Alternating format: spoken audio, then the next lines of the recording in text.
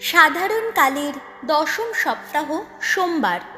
প্রথম পাঠ রাজাবলীর প্রথম গ্রন্থ, 17 অধ্যায়, পদ সংখ্যা 1 থেকে 6। অনাচারী রাজা আহাবের কাছে ভাবী দুর্ভিক্ষের ঘোষণা। রাজার হাত থেকে রক্ষা পাবার জন্যে প্রবক্তার আত্মগোপন। গিলিয়াদ এলাকার তিশবে নগরের মানুষ এলিও একদিন রাজা আহাবকে বললেন, আমি যার সেবা করি ইসরায়েলের ঈশ্বর সেই স্বয়ং ভগবানের অস্তিত্বেরই দিব্যি দিয়ে বলছি, আমি আমার আদেশ ছাড়া সামনের বছরগুলিতে কোথাও এক ফোঁটা শিশির বা বৃষ্টি ঝরবে না। তখন এলিয়ের প্রতি উচ্চারিত হলো ভগবানের এই বাণী, এখান থেকে চলে যাও, তুমি পূব দিকেই যাও। জর্ডন নদীর পূব দিকে যে কেরিত খাদ নদীটি রয়েছে সেখানে গিয়ে লুকিয়ে থাকো। তুমি তোমার খাবার জল তুমি নদী থেকেই পাবে। ওখানকার দাঁড় কাকগুলোকে আমি আদেশ দিয়ে রেখেছি যে তারা যেন সেখানে তোমার জন্যে খাবার জোগাড় করে নিয়ে আসে। এলিও তখন রওনা হলেন। ভগবানের কথা মতো তিনি জর্ডন নদীর পূব দিকে গিয়ে কেরিত খাদ নদীর ওখানেই থাকতে লাগলেন। আর দাঁড় কাকগুলো সকালে বিকেলে দুবেলাতেই তাঁর কাছে নিয়ে আসতে লাগলো রুটি আর মাংস। জল তিনি খেতেন নদী থেকে। প্রভুর বাণী। শ্যাম সঙ্গীত ধুয়ো। নিখিল স্রষ্টা যিনি, তিনি আমাদের নিশিদিনের সহায়। গিরিমালার দিকেই চোখ তুলে তাকিয়ে থাকি আমি। আহা, কার কাছ থেকে পাবো আমি সহায়তা? ভগবান স্বর্গমর্তের স্বয়ং স্রষ্টা যিনি, জানি তাঁরই কাছ থেকে সহায়তা পাবো আমি। ধুয়ো। নিখিল স্রষ্টা যিনি, তিনি আমাদের নিশিদিনের সহায়। তোমার পা দুটি তিনি টলে যেতে দেবেন না কোনো দিন। তোমার নিত্যরক্ষী তিনি, ক্ষণতন্দ্রাও নামবে না তাঁর চোখে। ইসরায়েলের নিত্যরক্ষী যিনি, ক্ষণতন্দ্রাও নামে না তাঁর চোখে। নামে না কখনো ঘুমের ঘন ঘোর। ধুয়ো।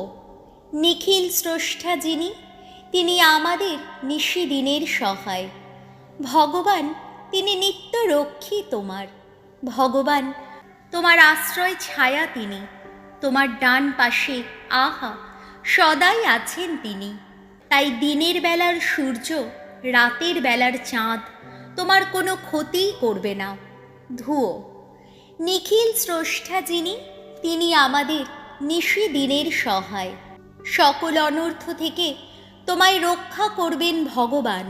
তোমার প্রাণ রাখবেন নিরাপদে। তোমার আনাগোনার পথ ভগবান রাখবেন নিরাপদ, এখন এবং চিরদিন চিরকাল। ধুয়ো। নিখিল স্রষ্টা যিনি, তিনি আমাদের নিশিদিনের সহায়। বাণী বন্দনা। জয় জয় প্রভুর জয়। আনন্দ করো, উল্লাস করো তোমরা, কারণ স্বর্গলোকে তোমাদের জন্যে সঞ্চিত হয়ে আছে এক মহা পুরস্কার। জয় জয় প্রভুর জয়। মথি রচিত মঙ্গল সমাচার, 5 অধ্যায়, পদ সংখ্যা 1 থেকে 12। অষ্টকল্যাণ বাণী। ধন্য কারা। একদিন লোকের ভিড় দেখে যিশু কাছের পাহাড়টায় গিয়ে উঠলেন। তিনি সেখানে বসলেন। তখন শিষ্যেরা তার কাছে এগিয়ে এলেন এবং তিনি তাদের উপদেশ দিতে শুরু করলেন।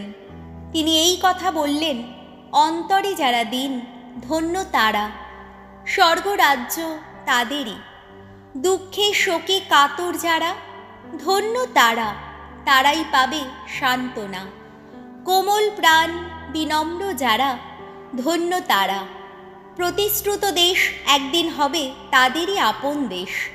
ধার্মিকতার দাবি পূরণের জন্যে তৃষিত ব্যাকুল যারা, ধন্য তারা, তারাই পরিতৃপ্ত হবে। দয়ালু যারা, ধন্য তারা, তাদেরই দয়া করা হবে। নির্মল যাদের অন্তর, ধন্য তারা, তারাই ঈশ্বরকে দেখতে পাবে। শান্তি স্থাপন করে যারা, ধন্য তারা, তারাই ঈশ্বরের সন্তান বলে পরিচিত হবে। ধর্মনিষ্ঠ বলে নির্যাতিত যারা, ধন্য তারা, স্বর্গরাজ্য তাদেরই।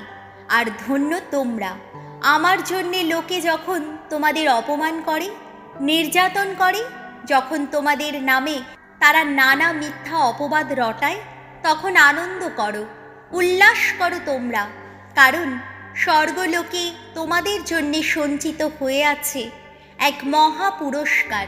তোমাদের আগেকার প্রবক্তারাও তো ঠিক একইভাবে নির্যাতিত হয়েছিলেন। প্রভু যিশুর মঙ্গল সমাচার।